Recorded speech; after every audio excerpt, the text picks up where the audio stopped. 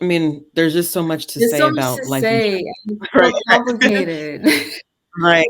Right. And speaking of complicated, even you as someone who obviously is a healthcare professional and who has experience with life insurance, teaching people about it and everything like that, it's still pretty complex to understand. So, Yeah, because it's multiple things. right, right.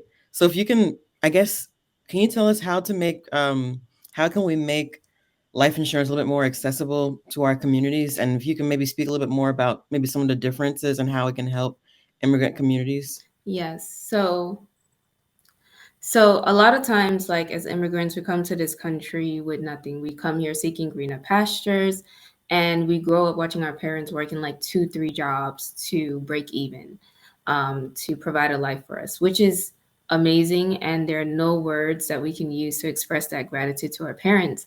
But a lot of us have also started noticing that, like, just working 2, 3 jobs is not necessarily going to give us that financial freedom that we're looking for. So one of the things with life insurance that I think is not explained very well when they sell it is that there are different types of life insurance. So a lot of times when you look online or when you see ads and they're like, "Oh, we're gonna get you like the cheapest quote you can find," that's usually for like term insurance. And so with term, you want to think about something temporary. And it's good in the sense that if you don't have anything on your life, put something on your life because you never Mm, know when something is going to happen.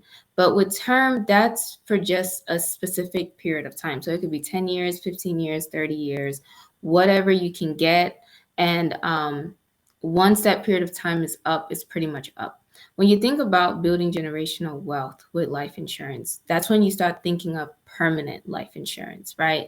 So you think of like whole life, you think of IULs, stuff like that, because it's in those permanent policies that you are able to grow the cash value of the policy.